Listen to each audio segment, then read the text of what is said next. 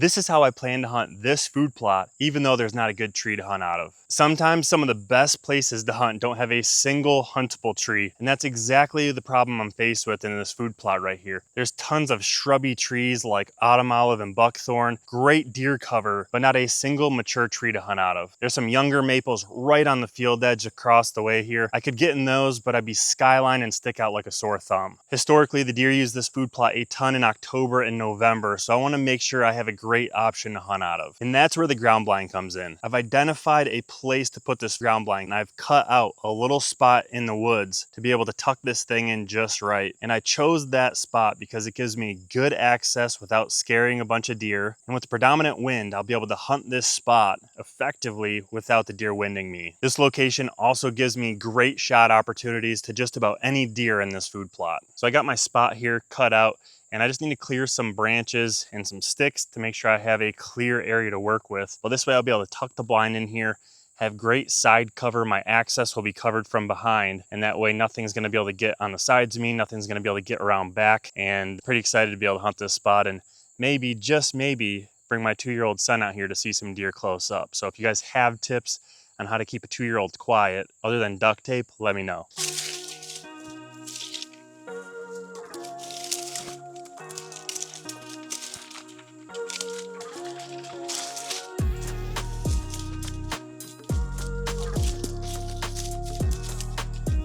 So I'm gonna get this blind set up. This is from TideWe, and I'll show you how quick it is to set it up. But once we get it set up, we're gonna stick it into place here. And there's some super critical steps that if you skip those steps, you're probably not gonna see the success that you want, and your hunts aren't gonna be as productive as you want. So we're gonna set this thing up, and then we'll get onto those steps. Just go around and pull these sides out. So I gotta get the door kind of positioned where I want it, which I'll do it kind of like this.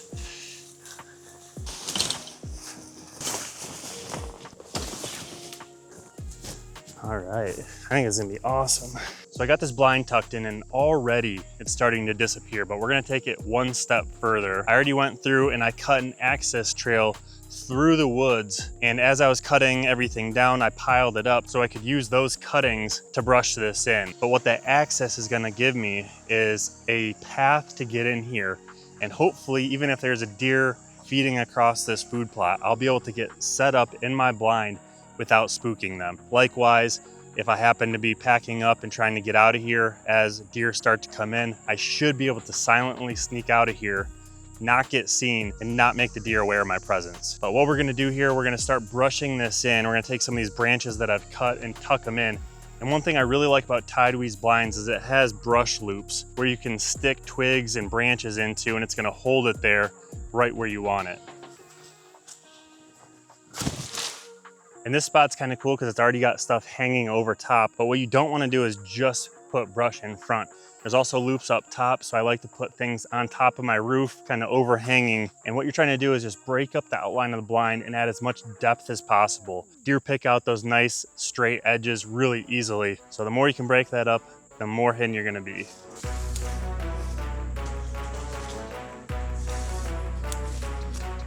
One thing I've learned about doing this is it's best to brush in the things close to the blind as possible instead of dragging a big tree and laying it right in front and then trying to do all the intricate stuff around the top and around the front. Do all the stuff close up, then drag a big branch in front of it, or do whatever you're gonna do.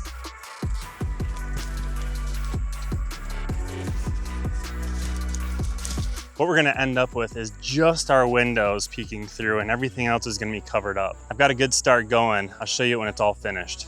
All right, so I'm in the blind now, and I'll show you what I can see out of it. First of all, I'm 6'4", and I'm able to stand up and have some room to spare. So I've got this thing pretty much brushed in, and now what I gotta do is just get the windows where I want them. So in the back, like right here, I don't have any shot that way. I don't have any opportunities, so I'm gonna get these completely closed up. So that way I never get silhouetted and it's perfectly black behind me. Same thing this side window. Don't need it, so I need 2 hands to do that, but I'll get that one closed up. And now I basically have these 2 windows in front of me that actually face the plot and have shot opportunities. As you can see, I got some leaves kind of blocking my view that I'll have to clean up. But on this side, no shot this way, so kind of tuck that. But I do want to be able to shoot well right here. I'd probably sit somewhere in the middle like this. I want to be able to shoot out of these windows like that, and I want to be able to shoot out of this window here. So just gonna reach up, kind of break some of these off, kind of tuck them out of the way. Same thing down here. So now I've got this blind pretty much how I would want to hunt out of it. When I come in to actually hunt in about a month, I might have to adjust some of these, but I got a mock scrape at about 18 or 20 yards that hopefully I can shoot an unsuspecting buck. But anything in this food plot, probably the max shot is about 30, 35 yards to the back corner. Everything else should be a slam dunk. I'm pretty happy with the result as it is. And these leaves, they're gonna fall off, they're gonna brown, but I really just want them to last the next month or so. But the difference between when we started and now is very noticeable. And it's these details that matter when you're targeting mature deer. You probably could kill a doe or young buck out of a blind if you just stuck it up there and left it as is. I've had success doing that in the past, but I think if you're trying to hunt mature deer, brushing it in is critical. The ground blind is just the tool. You have to know how to use the tool correctly. Just because the spot you want to hunt doesn't have a great tree, don't cross it off the list. Get creative, find a way to hunt that spot with great concealment, great access, and you can still have some really productive hunts.